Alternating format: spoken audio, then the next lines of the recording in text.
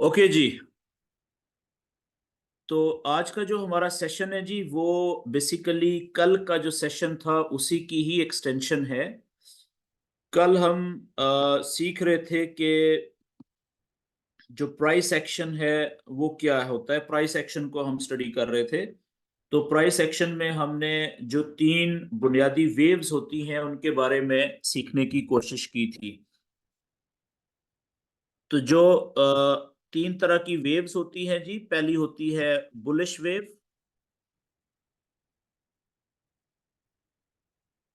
दूसरी होती है बेरिश वेव,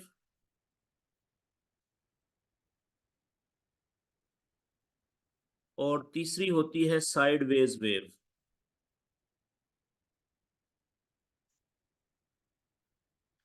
सिंपल इसका पैटर्न होता है, बुलिश वेव नीचे से शुरू होके लो पॉइंट से हाई पॉइंट पे जाती है, वहां से हायर लो पे आती है, वहां से फिर हायर हाई बनाती है, और उसके बाद पुल बैक थोड़ा सा करके नीचे आती है, नीचे की तरफ हायर लो नया बनाती है, और ऊपर की तरफ पिछले हाई से ऊंचा हायर हाई बनाती है। और इसी तरीके से जो बेरिश वेव होती है वो ऊपर से शुरू होती है, यानी हाई पॉइंट से नीचे जाती है, लो बनाती है, और वहां से पुल बैक थोड़ा सा ऊपर करती है, और पिछले हाई से नीचे लोअर हाई बना के फिर नीचे की तरफ पिछले लो से नीचे लोअर लो बनाती है नया, और वहां से थोड़ा सा पुल बैक ऊपर करके ऊपर की तरफ लोअर हाई, और नीचे की तरफ पिछले लो से नीचे जाके नया लोअर लो बनाती है।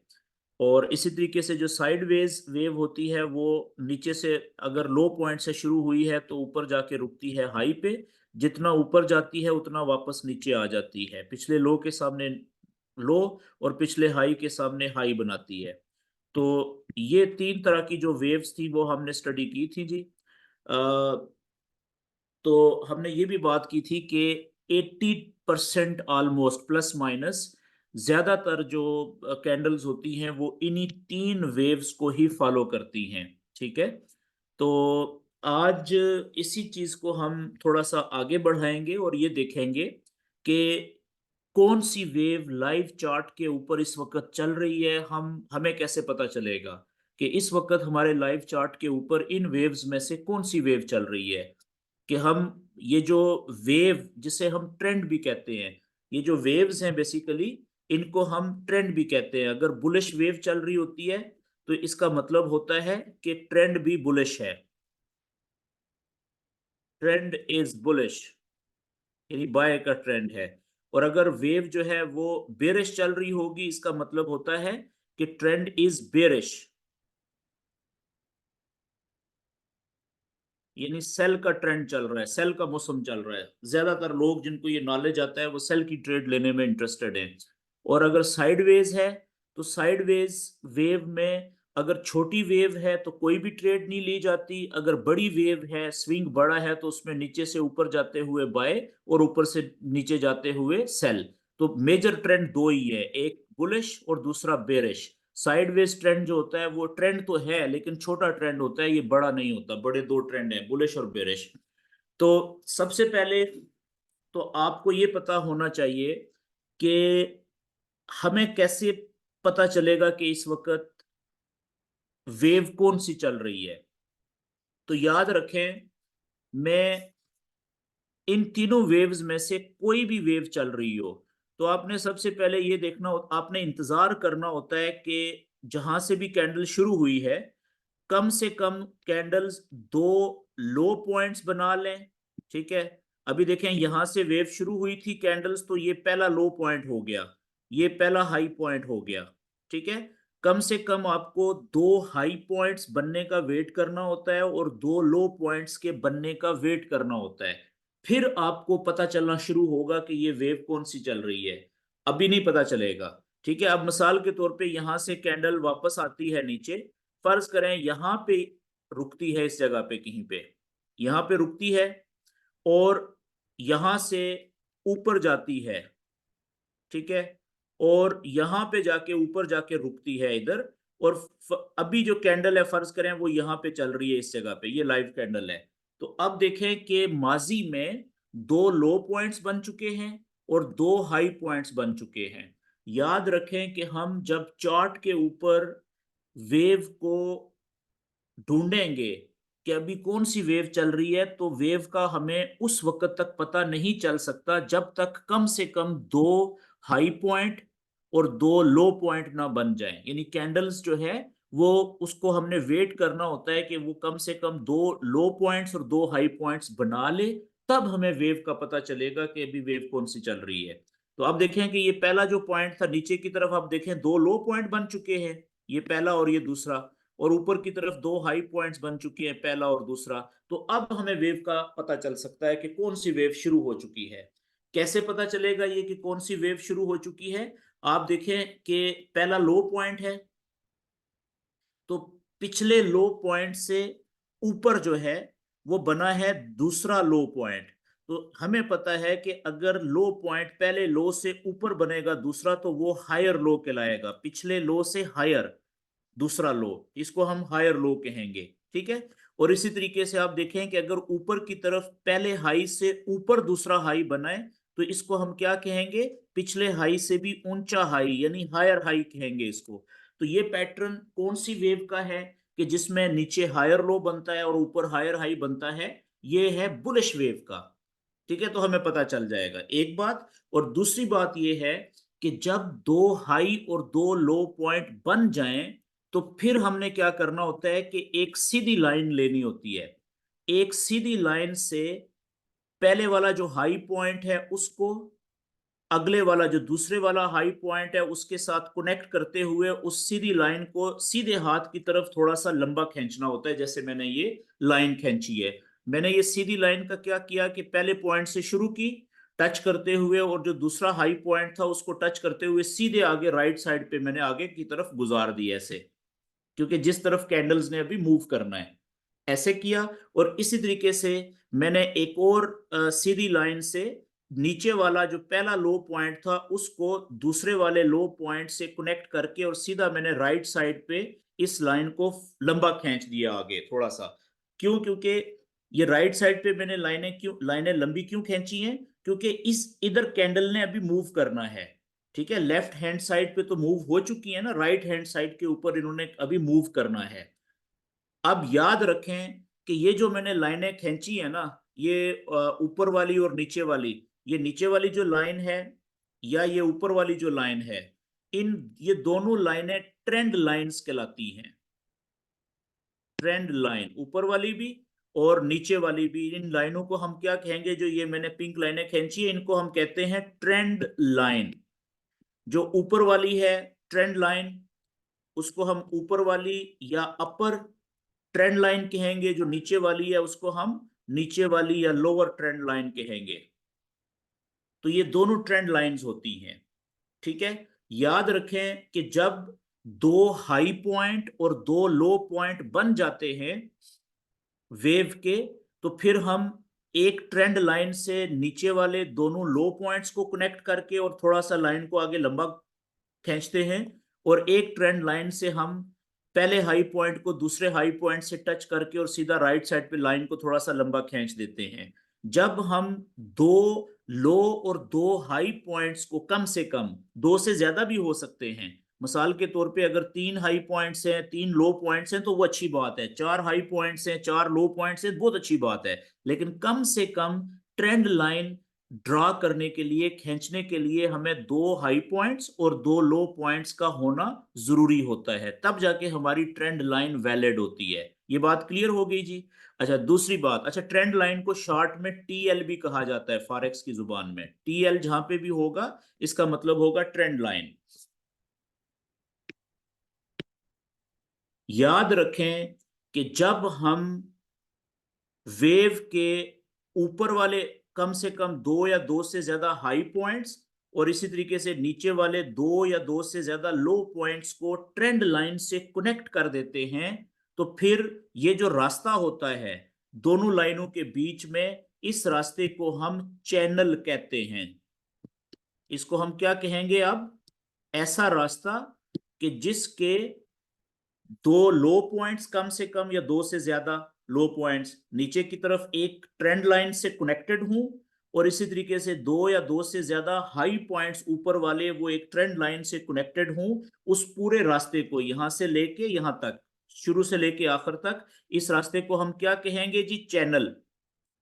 ठीक है, चैनल। तो याद रखें कि ये जो लफ्ज चैनल है ना, ये फॉरेक्स में बहुत ज्यादा अहमियत का हामिल है। अच्छा जी, आगे चलते हैं। मिसाल के तौर पे दोबारा थोड़ा सा मैं रिवाइज करता हूं। मिसाल के तौर पे कि एक वेव यहां से शुरू हुई, लो पॉइंट उसने पहला बनाया, यहां से वेव शुरू हुई और उसके बाद उसने एक हाई पॉइंट यहां पे बनाया। तो हमें पता चल गया कि ये पहला लो पॉइंट है और दूसरा हाई पॉइंट है। ठीक है, अभी हमें नहीं पता कि ये वेव कौन सी है। अच्छा, उसके बाद क्या होता है कि फर्ज करें कि ये यहां से नीचे आती है और यहां पे जाके रुकती है।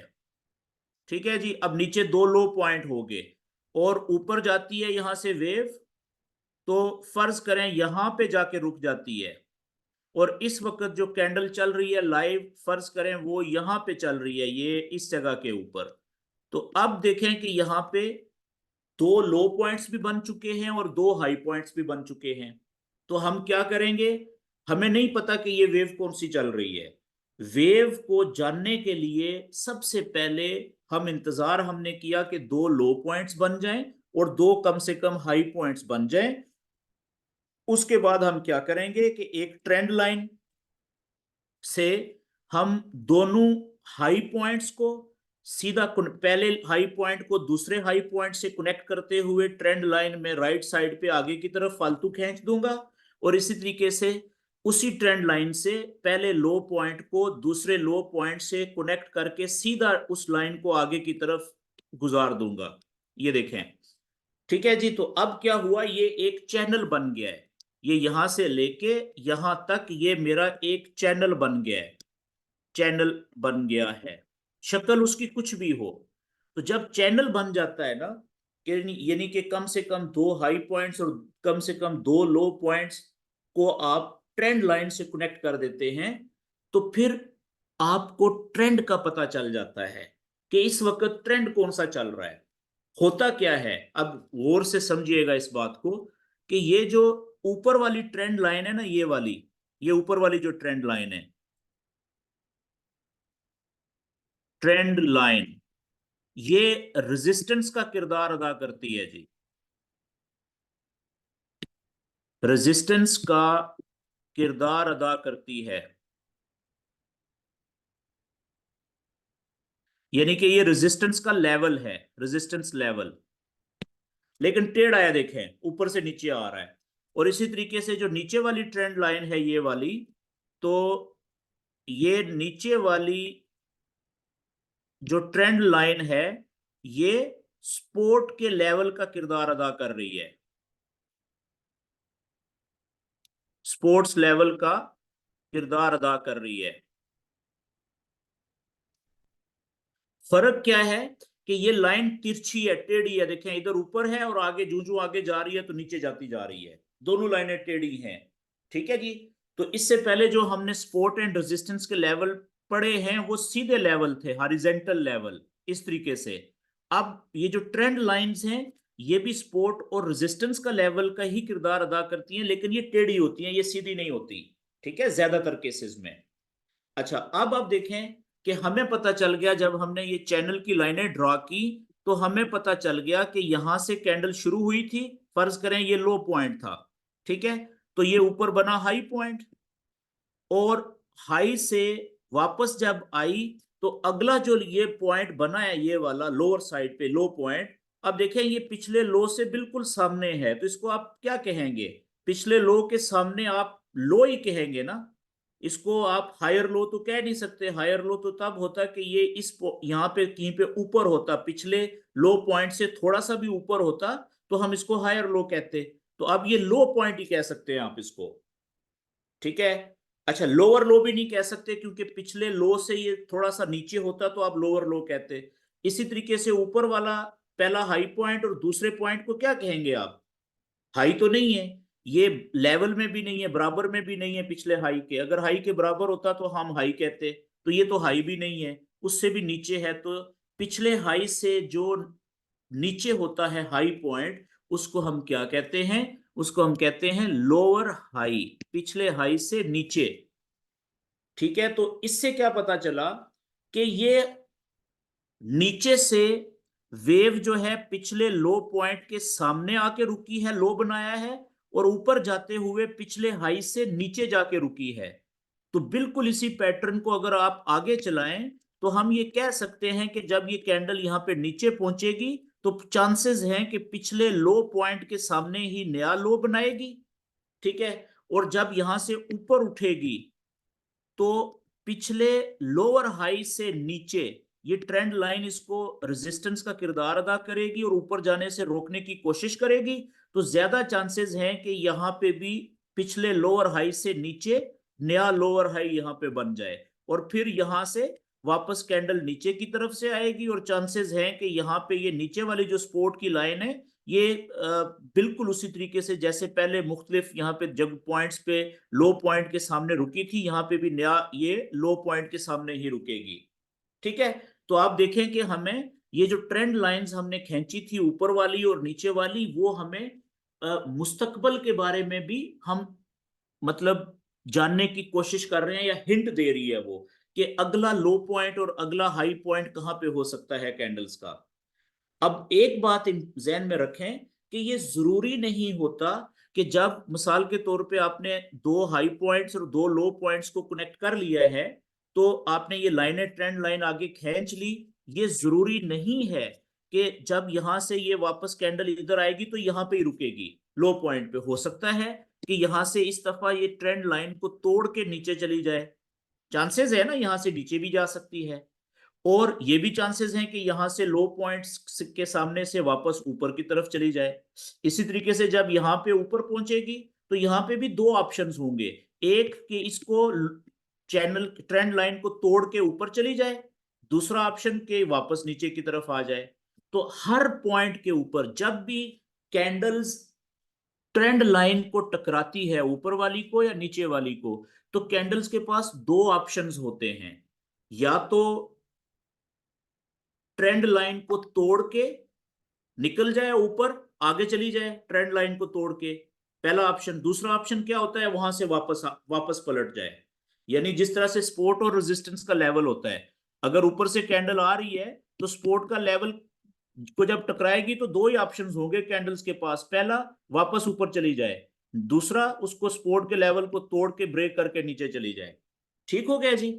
तो याद रखें कि जब भी कोई चैनल टूटता है, जब भी कोई कैंडल अपने चैनल को तोड़ के बाहर निकलती है, चैनल से मुराद ट्रेंड लाइन को, चैनल की ऊपर वाली या नीचे वाली जो ट्रेंड लाइन है उसको तोड़ के बाहर निकलेगी, तो वो एक नया नॉलेज शुरू हो जाएगा फॉरेक्स का। उसे हम चैनल के टूटने को हम ब्रेकआउट कहते हैं। अगले पेज के ऊपर के मिसाल के तौर पे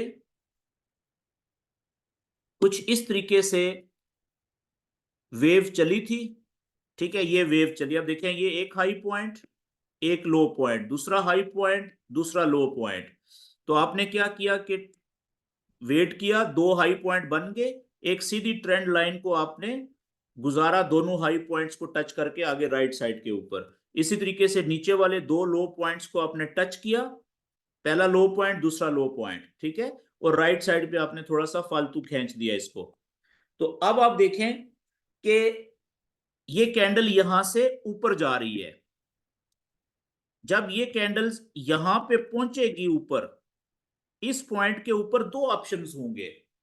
पहला ऑप्शन है कि जैसे यहां पे इस रेजिस्टेंस की लाइन ने ये दूसरे पॉइंट पे कैंडल को ऊपर जाने से रोकने की कोशिश की थी और कामयाबी से कैंडल को नीचे धकेल दिया था और फिर नीचे आ गई थी। तो यहां पे भी पहला ऑप्शन क्या है कि हो सकता है यहां से कैंडल ये जो रेजिस्टेंस की लाइन है हमारी ट्रेंड लाइन, ये कैंडल को ऊपर जाने से रोकने में कामयाब हो जाए और कैंडल नीचे आना शुरू हो जाए। ये हो गया पहला ऑप्शन, तो जबरदस्त हो जाएगा। फिर हम क्या करेंगे, जब ये नीचे आएगी हम एक्सपेक्ट कर रहे होंगे कि ये जो नीचे वाली सपोर्ट की लाइन है यहां से यहां तक, ये कहीं पे भी जहां पे भी ये टकराएगी कैंडल, तो नीचे वाली सपोर्ट लाइन क्या करेगी कि इन कैंडल्स को नीचे जाने से रोकने की कोशिश करेगी ना, जैसे देखें यहाँ पे किया था और कामयाब हो गई थी, यहाँ पे किया था कामयाब हो गई थी। तो हो सकता है कि यहाँ पे भी दो आप जब आए तो ये यहाँ पे भी दो ऑप्शंस होंगे कि यहाँ से ऊपर भी जा सकती है और यहाँ से चैनल को नीचे की तरफ तोड़ के नीचे भी जा सकती है, कुछ भी हो सकता है ना, दो ही ऑप्शंस हैं। तो इसी तरीके से यहाँ पे जब ऊपर टकराई थी तो एक ऑप्शन था कि यहाँ से वापस नीचे चली जाए, दूसरा ऑप्शन क्या होगा कि इसको तोड़ के ट्रेंड लाइन को ऊपर निकल जाए। ठीक है, तो याद रखने वाली बात है कि जब भी कोई कैंडल, मैं यहां पे लिख देता हूं ताकि याद रहे, बहुत इंपॉर्टेंट बात है, याद रखें।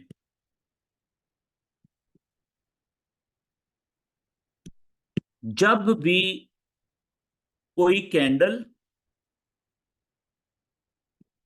अपने चैनल की ऊपर वाली या नीचे वाली ट्रेंड लाइन को तोड़कर चैनल से बाहर ही क्लोज हो जाती है, क्लोज हो जाती है, तो इस अमल को हम ब्रेक आउट कहते हैं। क्या कहते हैं जी? ब्रेक आउट कहते हैं।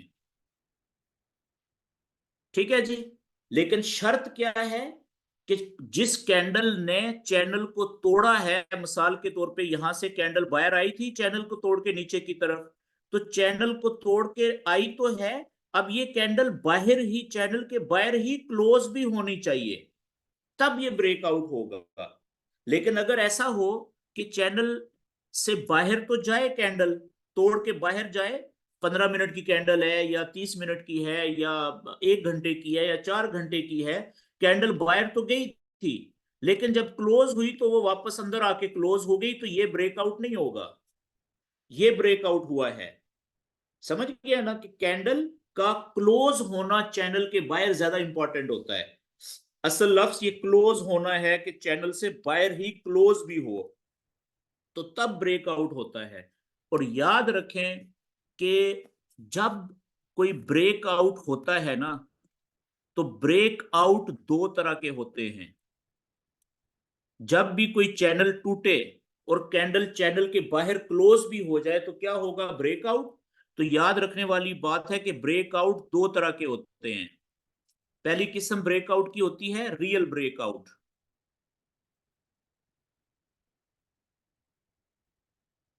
और दूसरी किस्म होती है फेक ब्रेकआउट। ये दो तरह के ब्रेकआउट होते हैं जी। अच्छा, अगर साबित हो जाए, अगर साबित हो जाए कि ब्रेकआउट रियल है, ब्रेकआउट असली वाला है, रियल है, तो बहुत ज्यादा चांसेस होते हैं, चांस होता है कि बहुत जबरदस्त ट्रेड मिलेगी, बहुत जबरदस्त ट्रेड मिल सकती है। लेकिन अगर फेक ब्रेकआउट साबित हो जाए तो इसके ऊपर हम कोई ट्रेड नहीं लेते, नो ट्रेड।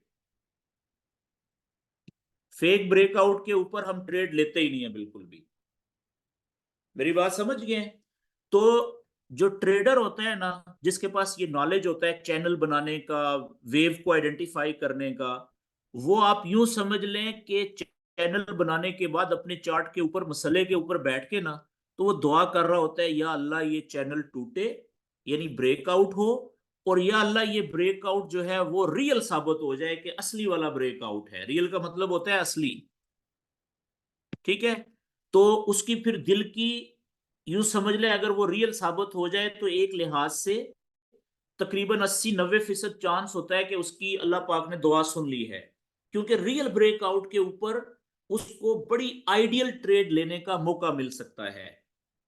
ठीक है जी, और अगर फेक ब्रेकआउट पता चल जाए कि ये फेक है, नकली है, 2 नंबर है, ठीक है, असली नहीं है, तो वहां पे फिर वो ट्रेड नहीं लेता, वो फिर धोखा होता है, सिर्फ वो ब्रेकआउट बेसिकली धोखा होता है, असल ब्रेकआउट नहीं होता वो। समझ गए हैं? तो अब मैं आपको बताता हूं कि आपको पता चल गया कि चैनल बनाने के हमें 2 फायदे होते हैं। ये बात मैं लिखने लगा हूं जी, बड़ी इंपॉर्टेंट बात है।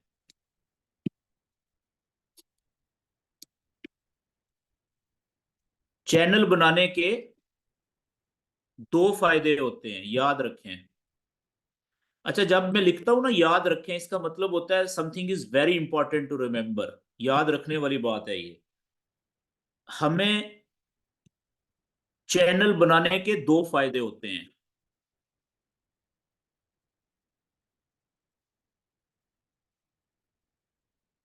कौन कौन से 2 फायदे होते हैं? पहला फायदा कि चैनल के अंदर, यानी 2 ट्रेंड लाइंस के बीच में, जब तक वेव या कैंडल्स मूव कर रही होती हैं, तो हमें क्या पता चलता है कि चैनल के अंदर हमें अगली, अगली का मतलब नेक्स्ट, आने वाली, नेक्स्ट मुमकिना, नेक्स्ट पॉसिबल जो होता है, ठीक है जी, हाई,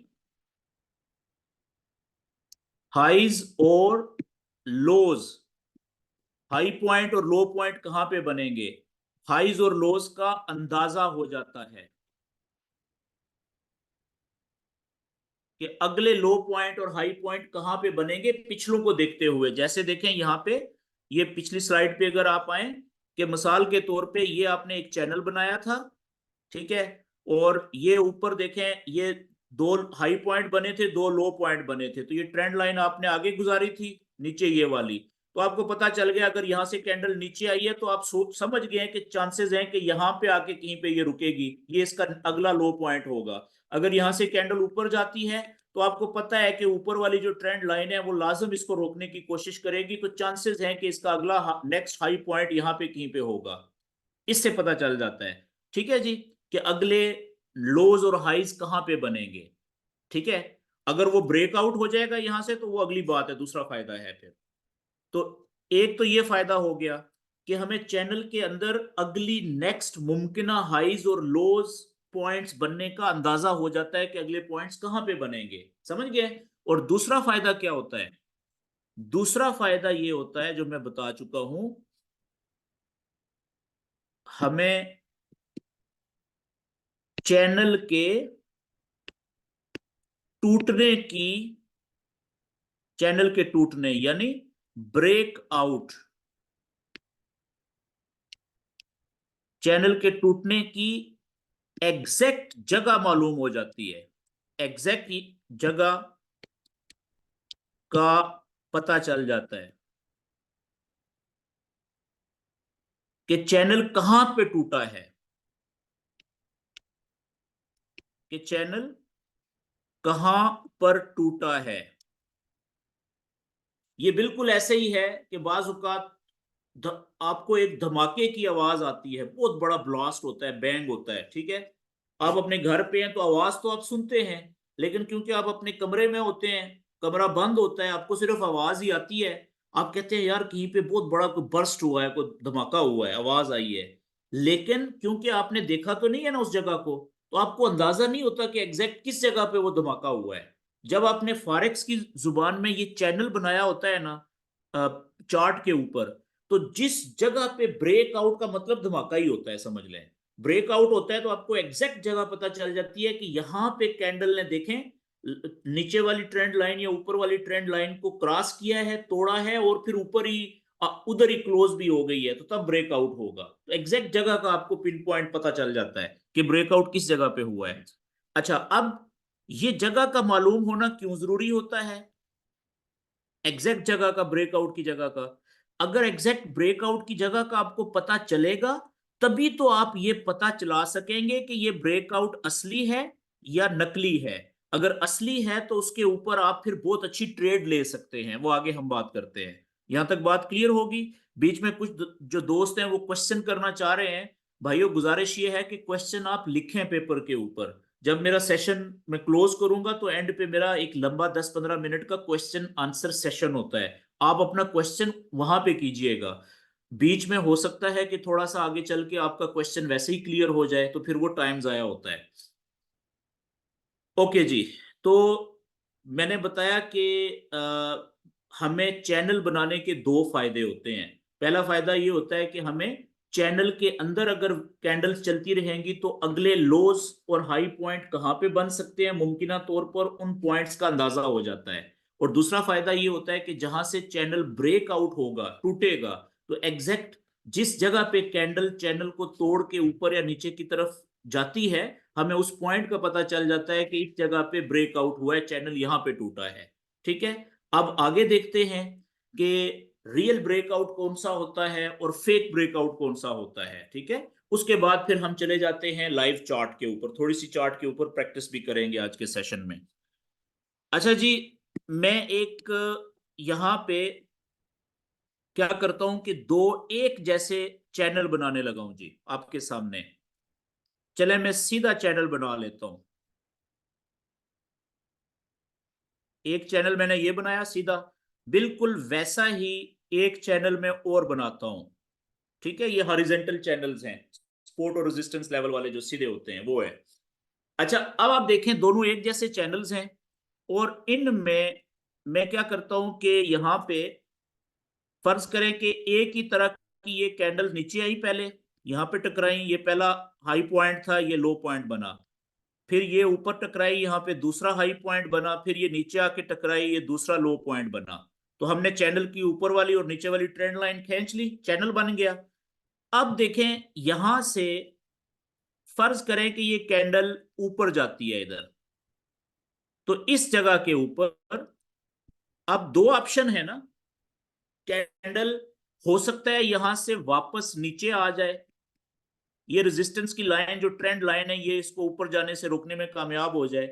दूसरा ऑप्शन क्या है, हो सकता है कि यहां से ये ट्रेंड लाइन जो है ये टूट भी तो सकती है, कैंडल हो सकता है यहां से बाहर निकले, बाहर निकल के और बाहर ही थोड़ा सा ज्यादा बाहर, बिल्कुल साथ इधर नहीं, थोड़ा सा ऊपर जाके फासले पे बाहर क्लियर पता चले कि काफी बाहर कैंडल क्लोज हो गई है, यहां पे कैंडल क्लोज भी हो गई, मैंने सी लिख दिया।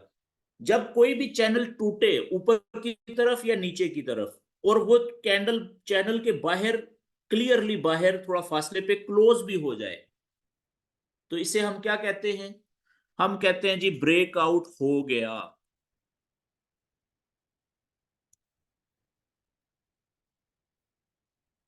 ऐसा ही है। और फर्ज करें नीचे की तरफ यहां से कैंडल आई थी, और कैंडल यहां पे नीचे वाली ट्रेंड लाइन को, सपोर्ट वाली ट्रेंड लाइन को तोड़ के नीचे गई थी, और नीचे ही चैनल के बाहर ही क्लोज भी हो गई थी। तो हम क्या कहेंगे यहां पे कि ब्रेकआउट हो गया है,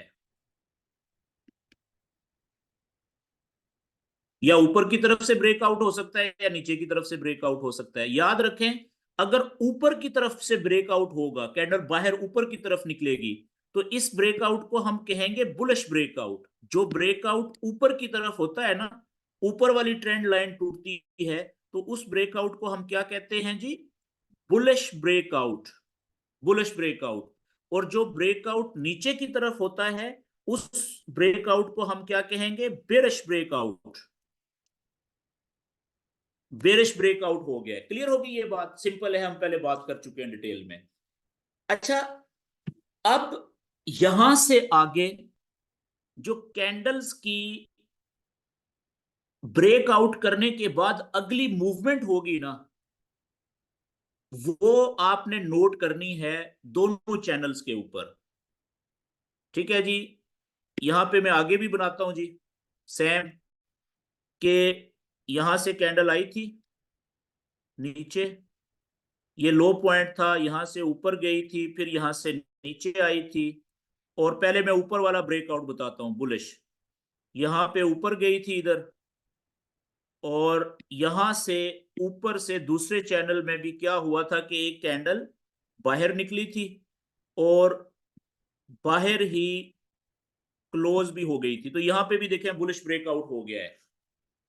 अब इस जगह पे और इस जगह पे देखिएगा, ब्रेकआउट के बाद, बुलिश ब्रेकआउट के बाद कैंडल की जो अगली मूवमेंट होगी वो मुख्तलिफ बनाने लगा हूं मैं। तो यहां से कैंडल की ब्रेकआउट के बाद जो अगली मूवमेंट होगी, वो मूवमेंट देख के हमें पता चलेगा कि कौन सा ब्रेकआउट रियल होता है और कौन सा ब्रेकआउट फेक होता है। एक ब्रेकआउट में रियल बनाऊंगा और एक ब्रेकआउट में फेक बनाऊंगा। ठीक है, आपको पता चल जाएगा देख के। ओके जी, पहला मैं ब्रेकआउट बना रहा हूं कि कैंडल ने, एक कैंडल बाहर क्लोज हुई, ब्रेकआउट हुआ, कंफर्म हो गया कि ब्रेकआउट हो गया है। उसके बाद फर्ज करें अगली कैंडल ऊपर गई, एक दो तीन कैंडल्स या एक से ज्यादा कैंडल्स भी हो सकती हैं। उसके बाद क्या हुआ कि कुछ कैंडल्स, एक दो तीन या इससे कम या इससे ज्यादा कैंडल्स वापस आई। जिस लाइन को, ट्रेंड लाइन को तोड़ के ब्रेक आउट हुआ था थोड़ी देर पहले, उस लाइन के करीब आके कैंडल्स रुकी ऊपर आके। बाजुकात कैंडल, रेड कैंडल उसको टच भी कर सकती है, बाजुकात थोड़े से फासले पे ही रुक सकती है। और उसके बाद क्या हुआ कि कैंडल्स वापस जिस तरफ ब्रेकआउट हुआ था उधर दौड़ लगा दी कैंडल्स ने।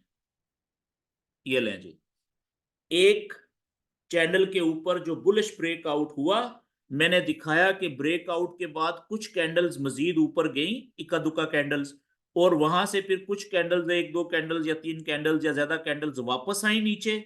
जिस लाइन को तोड़ के ब्रेकआउट हुआ था एक कैंडल ने थोड़ी देर पहले, उसी लाइन के करीब आके कुछ कैंडल्स रुकी और वहां से फिर वापस बुलिश ब्रेकआउट की तरफ कैंडल्स ने दौड़ लगा दी। एक तरफ ब्रेकआउट के बाद कैंडल की मूवमेंट का रास्ता ये था, और दूसरी तरफ आगे जो ब्रेकआउट हुआ वो भी बुलिश ब्रेकआउट था। शायद यहाँ पे एक आधी कैंडल और ऊपर जाए। उसके बाद क्या होगा कि कैंडल्स वापस आएंगी, एक या एक से ज्यादा कैंडल्स वापस आके एक कैंडल चैनल के अंदर क्लोज हो गई आके। ये देखें, ये चैनल के अंदर क्लोज भी हो गई है कैंडल। ठीक है जी, बस ये मूवमेंट है। अब इन दोनों ब्रेकआउट्स में से एक ब्रेकआउट रियल है, पहले वाला, और दूसरे वाला फेक ब्रेकआउट है। क्यों? इसलिए याद रखें कि रियल ब्रेकआउट पता है कौन सा होता है। मैं बड़ी अहम बात आपको समझाने लगा हूं। जब भी कोई कैंडल अपने चैनल को, हम चले अभी बुलिश ब्रेकआउट की बात कर रहे हैं, बेरिश ब्रेकआउट की बात बाद में करेंगे। जब भी कोई कैंडल अपने चैनल की ऊपर वाली ट्रेंड लाइन को तोड़ के बाहर निकले और चैनल के बाहर ही क्लियरली क्लोज भी हो जाए, थोड़ा फासले पे पता लगे कि वाकई क्लियरली चैनल की लाइन के ऊपर क्लोज नहीं होनी चाहिए, ठीक है, वो इसका मतलब है वो रिस्की हो सकती है। उसके बाद अगली एक दो या उससे ज्यादा कैंडल्स ऊपर जाएं, फिर वापस कुछ कैंडल्स वापस नीचे की तरफ आए और उसी ट्रेंड लाइन को, टूटने वाली ट्रेंड लाइन को आके टच करें, या थोड़ा सा फासले से ही ऊपर से ही वापस बुलिश ब्रेकआउट की तरफ, ऊपर की तरफ दौड़ लगा दें। तो कैंडल्स के ब्रेकआउट के बाद वापस आने को, ये आप देखें, कैंडल्स ब्रेकआउट के बाद पहले बाहर निकली, ऊपर गई, उसके बाद वापस आई है नीचे, वापस आके नीचे चैनल की टूटी हुई लाइन को टच करने की कोशिश की है या टच किया है। उसके बाद चैनल के अंदर नहीं आई। बाज औकात कोई कैंडल चैनल के अंदर आएगी जरूर लेकिन क्लोज नहीं होगी अंदर, और उसके बाद फिर चैनल के ऊपर वाली साइड पे जिधर ब्रेकआउट हुआ था उधर कैंडल्स ने दौड़ लगा दी है।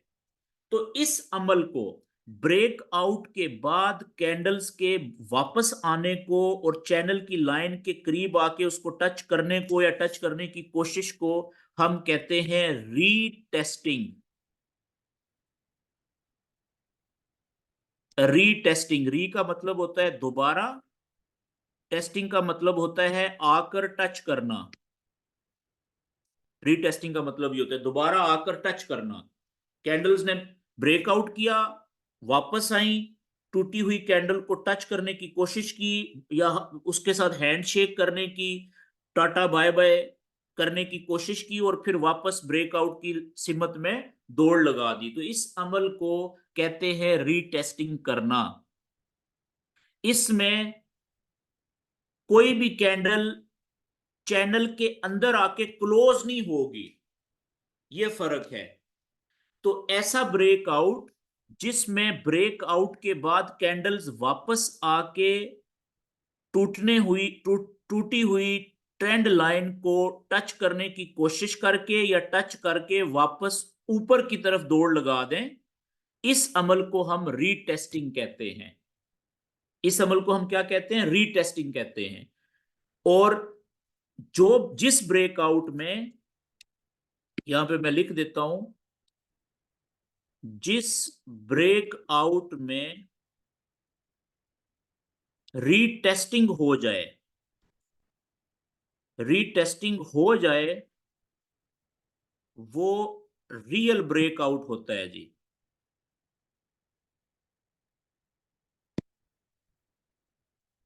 रियल ब्रेकआउट होता है, तो ये रियल ब्रेकआउट है। अब आए कि फेक ब्रेकआउट कौन सा होगा, बुलिश की बात हो रही है। अब आप आगे देखें कि यहां पे हमने ब्रेकआउट तो हुआ था,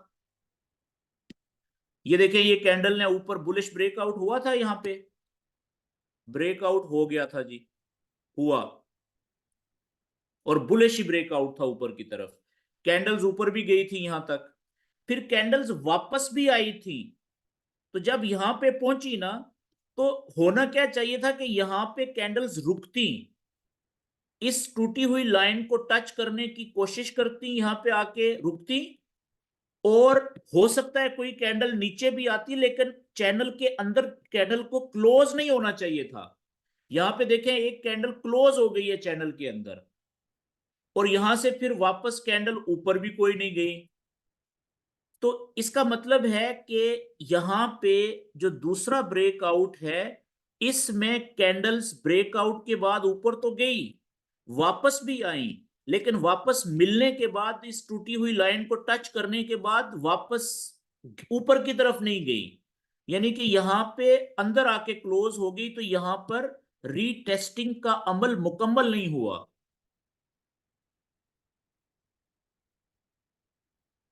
रीटेस्टिंग का अमल नहीं हुआ, पूरा नहीं हुआ, इसलिए ये ब्रेकआउट फेक है जी, फेक ब्रेकआउट है, जाली ब्रेकआउट है।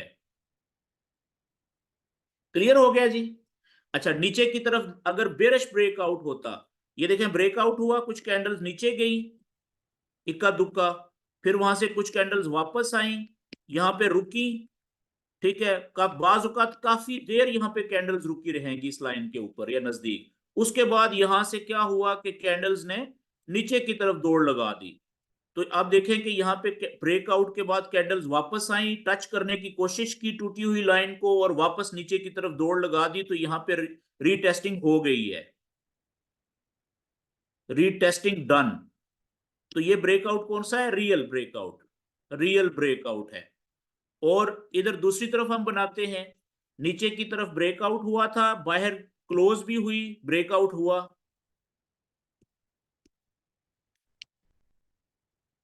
फर्ज करें और नीचे गई, वापस आई कैंडल्स नीचे से, लेकिन यहां पे थोड़ी देर रुकने के बाद या बगैर रुके सीधी कोई कैंडल अंदर आके क्लोज हो गई चैनल के, तो यहां पे अब रीटेस्टिंग कोई नहीं हुई जी, रीटेस्टिंग नहीं हुई, तो ये फेक ब्रेकआउट है। क्लियर होगी जी बात? अच्छा, अब थोड़ा सा आगे मजीद।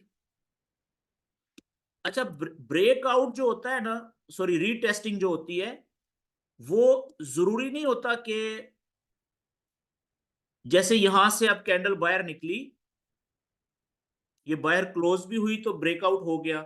आप देखेंगे रीटेस्टिंग जो है बाज औकात इस तरीके से भी होती है, ये कैंडल्स गई ऊपर, ये वापस आई, बाज औकात कैंडल्स जो टूटी हुई लाइन थी उसके उसको आके टच नहीं करती, बल्कि थोड़ा सा फासले से ही रुक के और वहां से ही उसको हाथ का इशारा करके बाय बाय टाटा करके वापस चली जाती हैं ऐसे। तो हम इस अमल को भी, इस ये जो ये है ना, इसको भी हम रीटेस्टिंग ही कहते हैं, रीटेस्टिंग ही है। क्यों?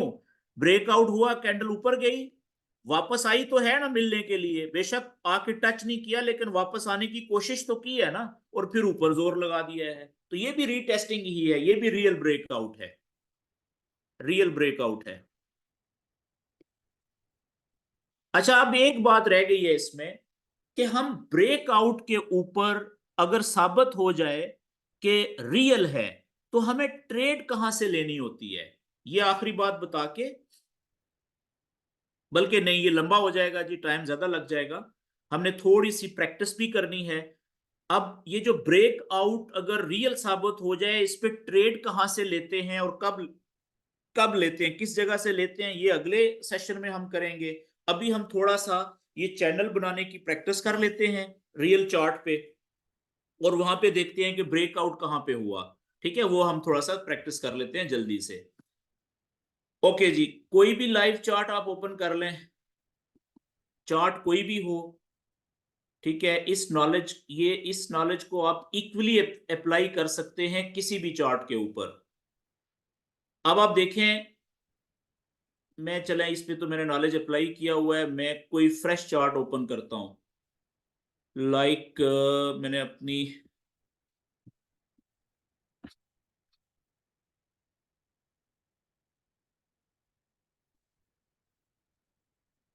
ओके जी, न्यूजीलैंड डॉलर और CHF शायद मैंने बहुत अरसा हुआ यूज नहीं किया, तो इसका हम सबसे पहले, बेहतर तो ये होता है कि वन डे का चार्ट ओपन करें, ठीक है, जैसे हम बाकी नॉलेज अप्लाई करने के लिए करते हैं। ये देखें, मैंने कोई भी एक फ्रेश चार्ट ओपन कर लिया जिसके ऊपर मैंने पहले से नॉलेज कोई नहीं अप्लाई किया हुआ, तो उसका मैंने वन डे का चार्ट ओपन कर लिया, या कम से कम आप 4 घंटे का चार्ट ओपन कर लें। बेहतर ये होता है कि पहले वन डे का ओपन करें। और दूसरा काम क्या करना होता है कि अपने पेज के ऊपर ज्यादा से ज्यादा कैंडल्स को आपने लेके आना होता है, ठीक है। अब जैसे, और हर एक कैंडल दूसरी कैंडल से क्लियर नजर आनी चाहिए, जैसे ये देखें। अब मैं क्या करूंगा कि लेफ्ट साइड से शुरू हो जाएं, लेफ्ट साइड से देखें कि इस जगह से लेके यहां नीचे तक देखें, मुसलसल कैंडल्स नीचे आई हुई हैं कितने सारे दिनों के लिए, और फिर यहां से लेके यहां तक कैंडल्स कितने सारे दिनों के लिए ऊपर गई हैं, यहां से यहां तक नीचे आई, यहां से यहां तक ऊपर गई। आए जी, यहाँ पे हम हर पैच के ऊपर चैनल बनाने की कोशिश करते हैं। देखिएगा, लेफ्ट साइड पे आए, ये टूल बॉक्स, यहाँ पे क्लिक किया, ऊपर जो लाइन है पहली क्रॉस के नीचे, तो ये देखें आगे पट्टी आ गई, ट्रेंड लाइन लिखा हुआ है। ट्रेंड लाइन को क्लिक किया, और ट्रेंड लाइन का कलर अपनी मर्जी का सिलेक्ट कर लें, मैंने डार्क ब्लू, और आगे इस पे क्लिक करके लाइन की मोटाई मैक्सिमम मैंने कर ली। अब आप देखें कि लो पॉइंट्स देखें यहाँ पे, बल्कि पहले मैं पेन से आपको बता दूं,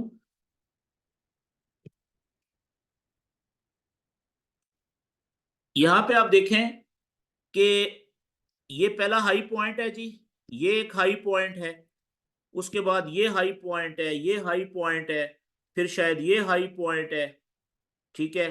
और लो पॉइंट देख लें, हम इस दायरे की बात कर रहे हैं, यहां तक कितने हाई पॉइंट है और कितने लो पॉइंट्स हैं हम वो देख रहे हैं।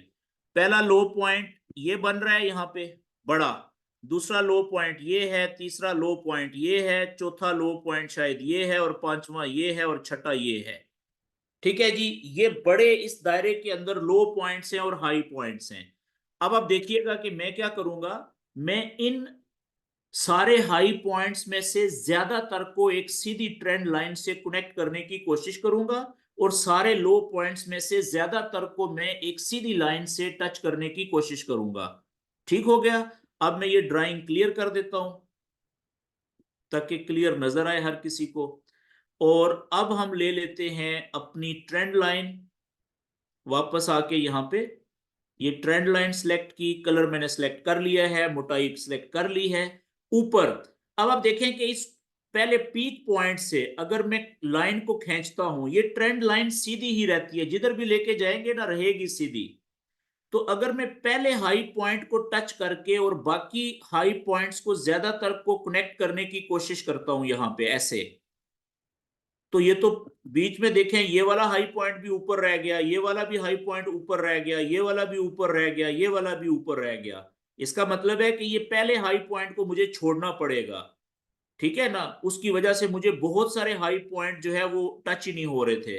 तो अगर मैं यहां पे रखूं इसको दूसरे हाई पॉइंट की पीक पे, तो यहां पे ज्यादातर हाई पॉइंट्स को मैं टच कर सक रहा हूं इस लाइन से। ये देखें, एक हाई पॉइंट टच हो रहा है, दूसरा टच हो रहा है, तीसरे को ज्यादातर टच हो रहा है, कुछ दो कैंडल्स ऊपर जा रही हैं, लेकिन अगला भी टच हो रहा है, उससे अगला भी बड़ा करीब से टच हो रहा है। तो ये वाली प्रॉपर जगह है मेरी ट्रेंड लाइन की, ये देखें ऊपर वाली। तो इसी तरीके से अगर मैं नीचे वाली ट्रेंड लाइन, इसी को मैं डुप्लीकेट कर सकता हूं सिलेक्ट करके, यहां से क्लोन करके, अगर मैं नीचे दूसरी ट्रेंड लाइन खींचूं, ठीक है, तो वो कैसी कैसे खींचूंगा मैं। ये देखें, ये पहला लो पॉइंट था बड़ा, और इसके साथ में ये दूसरे बड़े लो पॉइंट्स को टच कर रहा हूं, उसके साथ में अगर नीचे लाता हूं तो ये तीसरा लो पॉइंट भी टच हो रहा है, देखें यहाँ पे बड़ा। तो अब देखें ये चैनल बन गया ना एक। अच्छा, मेरी जो नीचे वाली ट्रेंड लाइन है, इसके ट्रेंड लाइन अफेक्टिव या वैलिड ट्रेंड लाइन साबित होने के लिए कितने लो पॉइंट्स को टच करना जरूरी होता है? दो को, पहला और दूसरा। तो ये तो तीन को बड़े, चार पांच को कर रही है यहां पे देखें, तो ये वैलिड ट्रेंड लाइन है, ठीक है जी।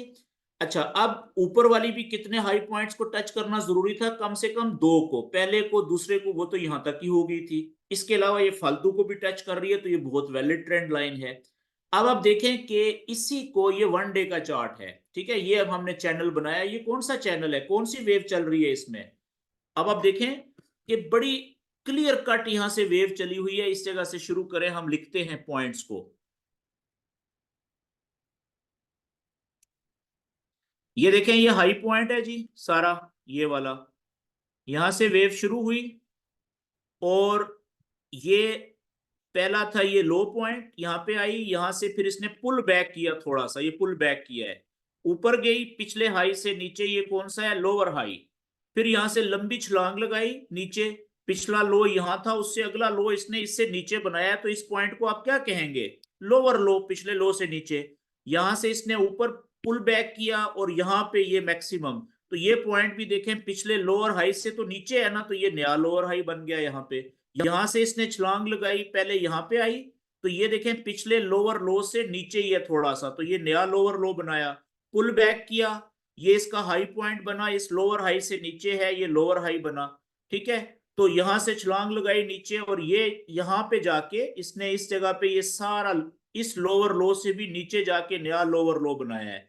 अब यहां से ऊपर आई थी, यहां से अब वापस नीचे जाने की बजाय ट्रेंड लाइन को तोड़ के, ये देखें ये कैंडल ने ना सिर्फ ट्रेंड लाइन को तोड़ा, बल्कि बाहर जाके काफी क्लोज भी हो गई।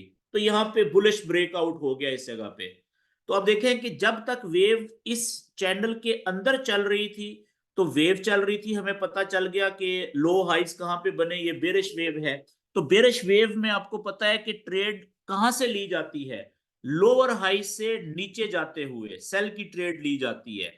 ये आप देखें, यहां से नीचे जाते हुए, यहां से नीचे जाते हुए, यहां से नीचे जाते हुए सेल की ट्रेड। यहां से भी सेल की ट्रेड बनी थी, यहां से भी सेल की ट्रेड बनी थी, यहां से भी सेल की ट्रेड बनी थी। और यहां से जब उसने नीचे नहीं गई, बुलिश ब्रेकआउट कर लिया, तो अब ब्रेकआउट का फंडा शुरू हो गया यहाँ पे। अब ये वाला पॉइंट देखिएगा जी, ठीक है, जब ब्रेकआउट हुआ, तो अब मैं क्या करता हूं कि ये सारी ड्राइंग क्लियर करने लगा हूं, ताकि अगली बात हम समझें। अब आप देखिएगा कि यहां से जब ब्रेकआउट हुआ है, अच्छा मैंने आपको बताया कि जब हम नॉलेज अप्लाई करते हैं तो बड़े चार्ट पे करते हैं, ये वन डे का चार्ट है। लेकिन जब हम ट्रेड करते हैं तो हम कोशिश करते हैं उसको देखने के लिए क्लोजली हम छोटे चार्ट पे आ जाएं, जैसे 4 घंटे का चार्ट, जैसे सॉरी, अरे यार किधर गया वो, अच्छा जी, कौन सा चार्ट था? आई थिंक CHF NZD, मैंने सेव भी नहीं किया उसको, और वो गलत भी हो गया, ओके।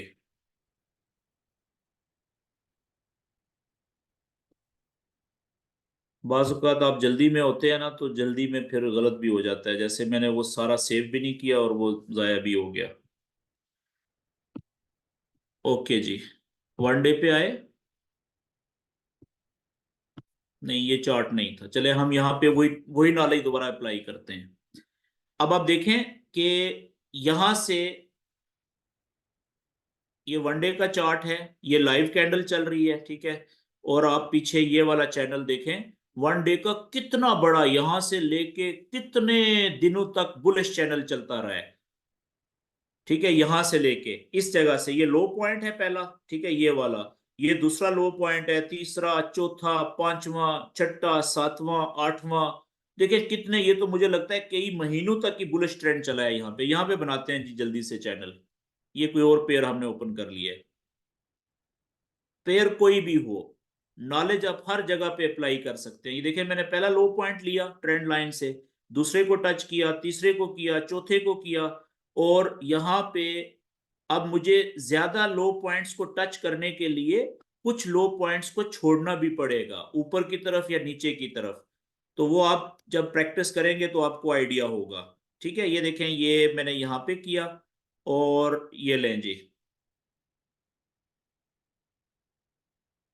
ये ठीक है। ये नीचे वाली मेरी ट्रेंड लाइन होगी, इतना बड़ा चैनल है, वन डे का चार्ट है, देख लें कि कितने महीने तक ये बुलिश मोमेंटम चला है, बुलिश वेव चली है।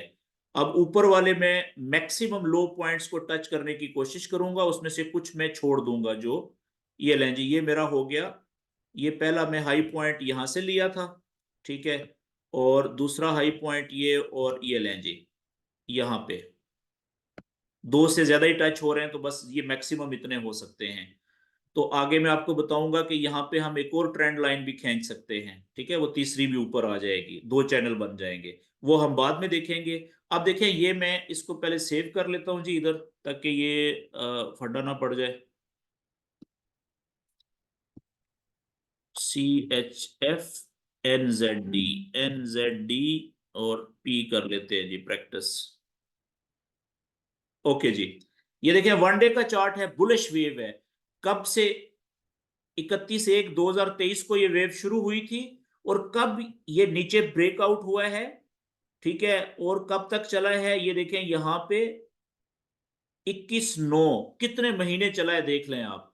बीच में उसने ये एक दफा यहाँ पे ऊपर की तरफ ब्रेकआउट किया है, देखें ये बुलिश ब्रेकआउट हुआ था, लेकिन रीटेस्टिंग कोई नहीं हुई, फेक ब्रेकआउट साबित हो गया, वापस आ गया अंदर। यहां पे उसने दूसरी दफा ब्रेकआउट किया बुलिश ऊपर की तरफ, वापस रीटेस्टिंग हुई, और ऊपर गया, और यहां से देखें लोगों को कितना अच्छा ट्रेड मिला था, ये मैं आपको आगे बताऊंगा, ठीक है। ये बड़ा अच्छा प्रॉफिट लिया है यहाँ पे, ये रियल ब्रेकआउट था। उसके बाद वापस कैंडल नीचे आके चैनल में आ गई, फिर यहां से आगे ब्रेकआउट ये हुआ था बेरिश यहाँ पे, लेकिन रीटेस्टिंग कोई नहीं हुई, वापस आ गई कैंडल, कैंडल अंदर क्लोज होगी, ये फेक ब्रेकआउट था। आगे चलें, ये बुलिश ब्रेकआउट हुआ, ये रीटेस्टिंग यहाँ पे हुई है, ये वनडे का चार्ट है।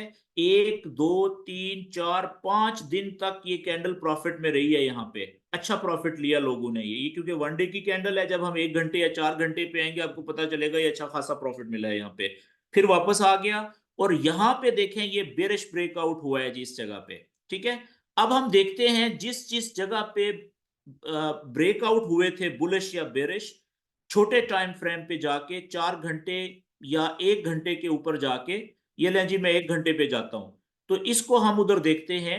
पीछे जाना पड़ेगा कि जब ब्रेकआउट हुआ था बुलिश या बेरिश, तो क्या वहां पे रीटेस्टिंग हुई थी कि नहीं हुई थी, वो ब्रेकआउट बुलिश थे या बेरिश थे, इसको हमें देखने के लिए पीछे जाना पड़ेगा। ओके जी, ये हम ऑलमोस्ट पहुंच गए हैं। पहला जो ब्रेकआउट हुआ था वो हुआ था कहां पे, ये इस जगह पे। ये देखें, ये जो कैंडल थी, इसने 1 घंटे के चार्ट पे ये बाहर निकली, लेकिन ये बिल्कुल चैनल की लाइन के ऊपर क्लोज हो गई ना, तो इसको हम ब्रेकआउट नहीं कहेंगे क्योंकि ये बहुत करीब है। तो अगली कैंडल भी ऑलमोस्ट कोई ऊपर गई, थोड़ी सी आधी ऊपर आधी नीचे, तो असल ब्रेकआउट यहां पे कंफर्म हुआ है इस कैंडल ने, देखें ये कैंडल्स गई ऊपर, ठीक है, वापस आई, और यहां पे देखें रीटेस्टिंग हुई, रीटेस्टिंग के बाद कैंडल थोड़ी अंदर जरूर आई लेकिन अंदर क्लोज नहीं हुई, फिर यहां से वापस इन्होंने ऊपर जाना शुरू किया, तो ये रियल ब्रेकआउट साबित हुआ। कहां पे? इस जगह के ऊपर, ये यहां पे रियल ब्रेकआउट साबित हो गया। अब इससे आगे ट्रेड कहां पे बनती थी ये हम अगले सेशन में बात करेंगे, यहां पे थोड़ा लंबा हो जाएगा। अच्छा, अब आगे आ जाएं जी। अगला ब्रेकआउट कहां पे हुआ था? ये नीचे कोई नहीं हुआ, ठीक है, ये ब्रेकआउट ही नहीं हुआ। उसके बाद अगला जो ब्रेकआउट हुआ इस चैनल में छोटे चार्ट के ऊपर, वो यहां पे हुआ था। ये देखें, ये बुलिश ब्रेकआउट हुआ, कैंडल वापस आई यहां पे टच, ये रीटेस्टिंग का प्रोसेस हुआ है देखें, और इस जगह के ऊपर साबित हुआ कि रीटेस्टिंग हो गई है और बड़ी अच्छी ट्रेड मिली लोगों को यहाँ पे। ठीक है जी, फिर ये वापस आ गई नीचे चैनल में, ओके। फिर यहाँ पे ब्रेकआउट हुआ, ये देखें ब्रेकआउट भी हुआ, रीटेस्टिंग हुई और एक कैंडल अंदर क्लोज हो गई, हमने यहाँ पे इग्नोर कर दिया। लेकिन आप यहाँ पे देखें कि ये कैंडल का साइज बड़ा बड़ा है, 2-3 कैंडल्स का, तो ये नॉर्मल कैंडल्स नहीं है। यहाँ पे न्यूज आने वाली थी, न्यूज आई, उसका इंपैक्ट पड़ा, तो झटके में पहले नीचे गई कैंडल और फिर ऊपर निकल गई। ठीक है, तो ये भी हम रियल ब्रेकआउट ही कहेंगे। न्यूज की वजह से एक कैंडल नीचे आई थी, अगली उससे डबल से ऊपर निकल गई। ठीक है, तो ये भी रियल ब्रेकआउट था, देखें रीटेस्टिंग हुई और कितना जबरदस्त प्रॉफिट वाली ट्रेड मिली लोगों को यहाँ पे। अच्छा, फिर इसी चैनल में रहते हुए आगे देखें कि अगला ब्रेकआउट किधर हुआ। ये देखें यहाँ पे बेरिश ब्रेकआउट होने की कोशिश हुई है लेकिन सारा फेक है, रीटेस्टिंग कोई नहीं हुई, वापस आ गई अंदर। यहाँ पे आप देखें ऊपर वाली रेजिस्टेंस लाइन ने कितने अरसे के लिए, ये 1 घंटे वाली एक कैंडल है, कितने अरसे के लिए कैंडल्स को ऊपर जाने से रोके रखा। यहाँ पे ब्रेकआउट हुआ, रीटेस्टिंग कोई नहीं हुई, वापस अंदर क्लोज आ गई, तो ये था कौन सा? फेक ब्रेकआउट था। ये भी फेक ब्रेकआउट है, देखें वापस अंदर आ गया। ठीक है जी, और इसी तरीके से आगे आप देखें, यहाँ पे फेक ब्रेकआउट हुए नीचे की तरफ, रीटेस्टिंग कोई नहीं हुई। ठीक है, तीनों जगह 3 कोशिशें हुई, तीनों फेल साबित हुई, किसी में भी रीटेस्टिंग नहीं है। मजीद डिटेल अगले सेशन में। तो आगे आ जाएं, यहां पे एक ब्रेकआउट हुआ, ये आप देखें ये जगह। अच्छा, यहाँ पे ब्रेकआउट भी हुआ और यहाँ पे हमें इमीडिएटली कोई रीटेस्टिंग नजर नहीं आई, लेकिन अगर आप इस जगह को, ये जगह जो ब्रेकआउट वाली है, कैंडल्स देखें बाहर निकल गई हैं, यहाँ पे अगर आप छोटे चार्ट पे जाएंगे ना, छोटे चार्ट पे, 1 घंटे के चार्ट से छोटा चार्ट कौन सा होता है? 30 मिनट का या 15 मिनट का, अभी बहुत पीछे जाना पड़ेगा। तो इस जगह पे आप देखिएगा, आपको यहाँ पे ब्रेकआउट मिलेगा नीचे की तरफ। ये कौन सी जगह थी? शायद ये वाली जगह थी, रीटेस्टिंग मिलेगी आपको, ये वाली जगह थी शायद, यहाँ पे कहीं पे। ठीक है, इस जगह पे ये देखें, यहां से ये कैंडल नीचे आई थी गैप से। ठीक है, और ये रीटेस्टिंग की कोशिश हुई हुई है यहाँ पे छोटे चार्ट में। बड़े चार्ट में घंटे में ये नजर नहीं आ रही थी, ये शायद पिछली कोई जगह है। तो जहां पे आपको रीटेस्टिंग बड़े कैंडल में नजर ना आए, तो 30 मिनट पे छोटे पे चले जाएं, वहां पे 15 मिनट पे चले जाएं, वहां पे जरूर मिलेगी, ज्यादा चांसेस होते हैं। आप देखें यहां से ये बेरिश ब्रेकआउट हुआ, रीटेस्टिंग हुई, उसके बाद जब कैंडल्स नीचे गई हैं तो देखें फिर कितना नीचे चली गई हैं, कितनी जबरदस्त ट्रेड मिली है। ये आइडियल ट्रेड होती है इस तरह की। ठीक है जी, तो इस तरीके से आपने, आप चाहें तो 4 घंटे पे भी चैनल बना सकते हैं, लेकिन कोशिश करें शुरू में ज्यादा प्रैक्टिस करें 1 दिन के चार्ट पे। अगर आप 4 घंटे पे बनाएंगे तो 4 घंटे का चैनल देखें, हम यहाँ पे बनाते हैं, छोटे चैनल बनाए 4 घंटे के। एक चैनल में यहाँ पे बनाने लगा हूं, देखिएगा चैनल टाइम ज्यादा हो गया है आज। ये देखें, यहां से लो पॉइंट पहला, दूसरा, 2 लो पॉइंट हो गए और मैं सीधा कनेक्ट कर दिया यहाँ पे। और इसकी मैं ट्रेंड लाइन ऊपर की तरफ, चैनल की बुलिश चैनल है, ये वेव चल रही है, और ये ऊपर तीनों जो पॉइंट हैं सारे मैं कनेक्ट कर देता हूँ इससे। ये देखें, ये चैनल बन गया, इसके अंदर वेव चल रही है और ये नीचे ब्रेकआउट हुआ है। ये 4 घंटे का चार्ट है। जब हम 1 घंटे या 30 मिनट में आएंगे तो यहाँ पे भी आपको रीटेस्टिंग मिल जाएगी। पीछे आ जाते हैं जल्दी से। ये आप देखें, यहाँ पे भी रीटेस्टिंग हुई हुई है। अगर आप मजीद 30 मिनट के चार्ट पे चले जाएं तो वो और ज्यादा कंफर्म रीटेस्टिंग ब्रेकआउट के बाद आपको नजर आएगी। ये इस जगह के ऊपर आप देखें, ये जगह है, अब मैं 30 मिनट पे आ गया हूँ। ये चेक करें, ये ब्रेकआउट हुआ, कितनी क्लोज, 30 मिनट की कैंडल है, नीचे क्लोज हुई। अगली कैंडल ने ऊपर जाने की कोशिश की, 30 मिनट ने टच किया, उससे अगली कैंडल भी ऊपर गई, टच किया, लेकिन अंदर कोई नहीं गई, फिर देखें नीचे चले गई। तो ये देखें क्लियर ब्रेकआउट साबित हो गया यहाँ पे, बेरिश ब्रेकआउट था। उसके बाद आप देखें कैंडल्स किधर गई हैं, रियल ब्रेकआउट, तो कितना ज्यादा प्रॉफिट मिला है यहाँ पे भी। ठीक है, आप चेक करें। और इसी तरीके से हम अब बड़े चैनल में जाते हैं, 4 घंटे पे दोबारा अगला चैनल बनाते हैं और उसका देखते हैं कि ब्रेकआउट कहाँ पे हुआ है। तो इस तरीके से जी आपने प्रैक्टिस करनी होती है ज्यादा से ज्यादा चैनल बनाने की और उनके ब्रेकआउट देखने की कि कहाँ पे ब्रेकआउट हुआ है। अब देखें यहाँ से ब्रेकआउट हुआ था यहाँ तक, 4 घंटे की एक कैंडल है ये। तो अब देखें कितने घंटे तक ये नीचे जाती रही, जहां पे रुकी यहां से लेके अब नया चैनल बन गया है ऊपर तक। मैं इसका ट्रेंड लाइन का कलर चेंज कर देता हूँ, ब्लैक कर देता हूँ इसका। ये देखें, ये पहला लो पॉइंट, दूसरा लो पॉइंट, तीसरा लो पॉइंट, ये चौथा लो पॉइंट, मैं 3 कनेक्ट कर दिए हैं नीचे। और अब ऊपर वाली ट्रेंड लाइन को मैं गायब कर देता हूं ताकि इसकी जगह पे नीचे दूसरा आप कंफ्यूज ना हो। तो दूसरी को मैं क्लोन करता हूं और ये देखें यहाँ पे हमने ये पहली, या इसको यहाँ से ले लें हाई पॉइंट पहले को, और आगे आप देख लें कि यहाँ से ये ऐसे ट्रेंड लाइन बन गई जी ऊपर वाली, ठीक है, ये वाली। तो अब देखें यहाँ पे ये ऊपर गया था, ये फेक ब्रेकआउट साबित हो गया, वापस आ गई। इस जगह पे आप देखें यहाँ पे ये 4 घंटे का चार्ट है। तो इसको जब आप देखेंगे ना छोटे चार्ट पे 1 घंटे पे या 30 मिनट पे, तो यहाँ पे देखें रीटेस्टिंग मिली है नीचे की तरफ ब्रेकआउट के ऊपर के नहीं मिली। तो यहाँ पे आप देखें ओके 1 घंटे में क्लियर नहीं हो रहा, 30 मिनट पे आ जाएं जी इसी जगह पे। 30 मिनट पे क्लियर ना हो तो 15 मिनट पे आ जाएं। ये देखें 30 मिनट पे मैं आया यहाँ पे, ये ब्रेकआउट हुआ था नीचे, एक कैंडल गई जरूर ऊपर। देखिए कितनी बड़ी अकेली कैंडल है 30 मिनट की, यहां से लेके यहां तक। तो अगर तो ये न्यूज के इंपैक्ट की वजह से गई है तो इसका अंदर क्लोज होना मैंने नहीं रखता। क्यों, जितना ऊपर गई न्यूज की वजह से उतना देखें वापस अगली कैंडल नीचे आके क्लोज हो गई। तो अगर ये कैंडल अकेली अंदर जाके क्लोज हुई है न्यूज की वजह से, तो आप समझें कि ये अंदर क्लोज नहीं हुई।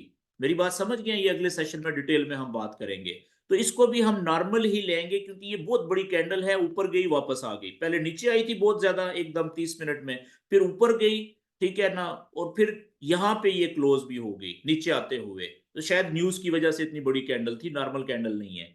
तो अगली कैंडल ने कंफर्म कर दिया कि ये ब्रेकआउट हुआ, रीटेस्टिंग होगी, और यहां से जिन्होंने ट्रेड एंट्री ली थी रियल ब्रेकआउट के ऊपर, आप देखें कितना जबरदस्त प्रॉफिट उनको मिला है। ओके जी, वापस बड़े चैनल पे आ जाएं, 4 घंटे पे अगला चैनल बनाए नीचे जहां से बन रहा है। तो इस तरीके से आपने प्रैक्टिस करनी है जी चैनल्स बनाने की। आपको चैनल के अंदर जब होंगे तो आपको देखें कितनी अच्छी ट्रेड्स मिल रही हैं। ये चैनल कौन सा बना था, यहाँ पे आप देखें बुलिश चैनल बना हुआ है ये वाला। यहाँ से लो हाई, हायर लो, फिर हायर हाई, फिर हायर लो, फिर हायर हाई, हायर लो से ऊपर उठते हुए यहां से भी आपको बाय की ट्रेड मिली, यहां से भी बाय की ट्रेड मिली, यहां से आपने बाय की ट्रेड ली थी। जब देखा कि यहां तक गई है तो आपने नीचे आ रही है तो आपने थोड़े प्रॉफिट पे निकल गए क्योंकि यहां पे ब्रेकआउट हो गया था। यहां से ट्रेड जो बाय की ली थी यहां पे आपने काटी है तो भी थोड़े से प्रॉफिट में काटी है, नुकसान में नहीं काटी। ठीक है जी, अगर आपका एसएल लगा हुआ था इधर नीचे तो यहाँ पे आपका एसएल हिट हो गया, इधर टीपी इधर आपकी ऊपर होनी थी। तो इस तरीके से आपने ये चैनल बनाने की प्रैक्टिस करनी है। और ये कल वाली वीडियो भी आज वाली भी दोबारा बार बार देखें, इसको समझें, बार बार प्रैक्टिस करें। और इसमें फिर जो क्वेश्चन आपको बात समझ ना आए तो आप कल वाले सेशन में भी कर सकते हैं प्रैक्टिस करने के बाद आखिर में, और अभी भी आप कर सकते हैं। यहाँ पे आज का मेरा सेशन खत्म होता है जी। अब आप अपने माइक ओपन कर लें और आज के सेशन के हवाले से अगर कोई बात पूछ